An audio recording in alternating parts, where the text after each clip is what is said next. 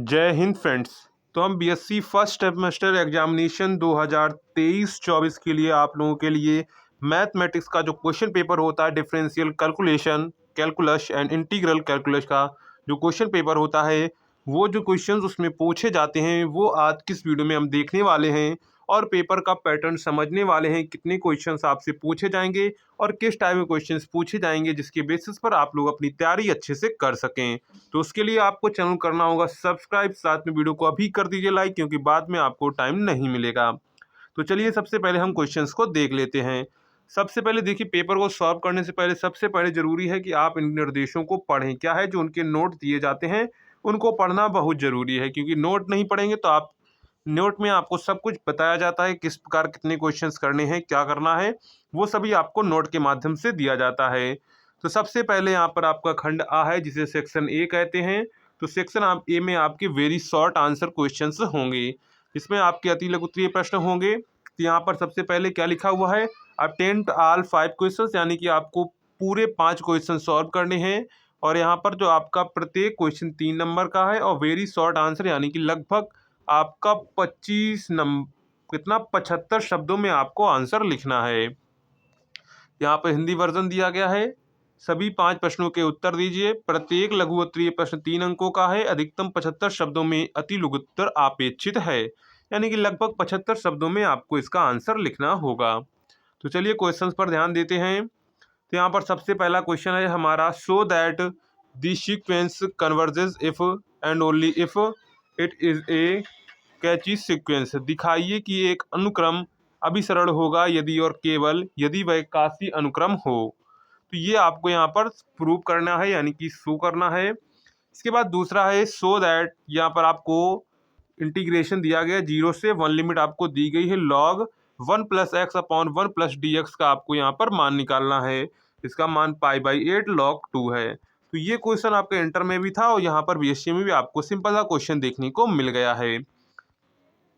इसके बाद नेक्स्ट है यहाँ पर फाइंड दी, यहाँ पर लिखा है फाइंड दी नाइन्थ, क्या लिखा है, nth differential coefficient of the sine square x sine 2x, यानी कि साइन स्क्वायर साइन 2x का nवां अवकलन गुणांक ज्ञात कीजिए। इसके बाद क्वेश्चन नंबर 4 आता है। तो क्वेश्चन नंबर 4 में हमसे क्या कहा गया है, तो क्वेश्चन नंबर 4 में हमसे कहा गया है टेस्ट द सीरीज हुज ना, यहाँ पे nth टर्म दिया गया है। क्या है, nth टर्म इज, ये सिग्मा लिखा हुआ है, सिग्मा एक्स की power n upon n factor. क्या है, x की power n upon n factor है, यानी कि सीरीज का परीक्षण कीजिए जिसका nवां पद आपको दिया गया है, सिग्मा x की power n upon n factor है। ये आपको शुद्ध करना है। इसके बाद नेक्स्ट क्वेश्चन है, इसी में आपका 5 क्वेश्चन आ जाता है, प्रूव दैट, यहाँ पर लिमिट आपकी लगी हुई है, यहाँ पर लिमिट है आपकी 0 टू, यहाँ पर दिख नहीं रही, चलिए इसका हिंदी वर्जन है उसे देखते हैं। तो यहाँ पर लिमिट आपकी है beta m comma n equal to, limit आपकी 0 से इनफाइनाइट तक है। कहाँ तक है, 0 से इनफाइनाइट तक है। और यहाँ पर m माइनस n है, क्या है, x की पावर m माइनस n बटे 1 प्लस एक्स, m माइनस 1 है, और इसके बाद है 1 बटे एक्स m प्लस n है। m यहाँ पर आपका क्या है, m greater than equal to 0, n greater than equal to 0। तो ये आपको प्रूव करना है। तो हिंदी वर्जन में आपको बिल्कुल साफ यहाँ पर दिख जाएगा कि क्या लिखा हुआ है, beta m comma n, limit आपको लेमडा 0 टू इनफाइनाइट x की power m minus 1 plus x की whole power m plus n dx, m greater than 0 और n ग्रेटर देन 0 है। इसके बाद सेक्शन बी यानी कि खंड बा आता है, जिसमें आपके शॉर्ट आंसर टाइप क्वेश्चंस होते हैं, इसमें आपके लघु उत्तरीय प्रश्न होंगे। और यहाँ पर आपका अटेम्प्ट यानी 2 क्वेश्चंस आपको सॉल्व करने हैं और एक क्वेश्चन 7.5 नंबर का होगा। कितने का होगा, 7.5 नंबर का होगा। इसके बाद यहाँ पर आ जाता है नोट, निम्नलिखित में से किन्हीं 2 प्रश्नों के उत्तर दीजिए। प्रत्येक प्रश्न 7.5 अंकों का है। अधिकतम 200 शब्दों में लघु उत्तर अपेक्षित है।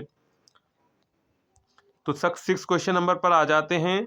By Stokes theorem prove that div curl डी.वाई.डी.आई.बी कर्ल एफ इक्वल टू 0, यानी कि स्टोक्स के प्रमेय से आपको सिद्ध करना है।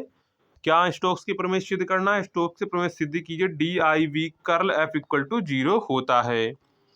इसके बाद क्वेश्चन नंबर 7 है। तो यहाँ पर देखिए क्वेश्चंस को आपको यहाँ पर सभी बता दिया जाता है, लगभग 200 शब्दों में कीजिए। अगर आप सॉल्व कर लेते हैं, 2 शब्द नहीं होते हैं, फिर भी काम चलेगा, पर आपको सॉल्व क्वेश्चंस को करना है। इसके बाद आप जानते हैं आगे क्या होता है। If y equal to under root x plus under root 1 plus x square की whole power m, prove that. अगर ये आपको यहाँ पर दिया गया है, यदि ये इतना है तो प्रूव दैट आपको सिद्ध क्या करना है, यहाँ पर आपको सिद्ध करना है 1 plus x square y 2 plus x y 1 minus m square y equal to 0। ये आपको यहाँ पर प्रूव करना है। इसका हिंदी वर्जन देख लेते हैं। तो इसका हिंदी वर्जन यहाँ पे आपको दिया गया है। यदि y इक्वल टू कोष्टक x plus under root 1 plus x square की होल पावर m है, तो आपको सिद्ध कीजिए 1 plus x square y 2 plus x y 1 minus m square y equal to 0। इसके बाद क्वेश्चन नंबर 8 है। Let f be bounded function defined on, यहाँ पे आपको क्लोज्ड ब्रैकेट लगा हुआ है, यानी कि इसे बंद अंतराल कहते हैं, a comma b and let m and capital M be the infimum and supremum f x. यहाँ पर आपको दिया गया है in a comma b then for any partition P on a comma b show that. यहाँ पर आपको show that करना है। तो यहाँ पर क्या दिया गया है, m b minus a less than equal to L P comma f less than equal to U P comma n f less than equal to M b minus a. तो ये आपका यहाँ पर क्वेश्चन हो जाता है। तो यहाँ पर आपको दिया गया है इंग्लिश वर्जन, जिसको इंग्लिश में चाहिए तो इंग्लिश वाला पढ़ सकता है। हिंदी में कहा गया है, माना एक बंद फलन एफ ए कामा बी पर परिभाषित है और माना ए कामा बी में एम एवं एम एक इनफीमम है और सुप्रीमम है, तब किसी विभाजन P के लिए ए कामा बी पर सिद्ध कीजिए। तो ये आपको सिद्ध करना है। तो ये सेक्शन बी में आपके क्वेश्चन हो जाते हैं। इसके बाद सेक्शन सी आता है।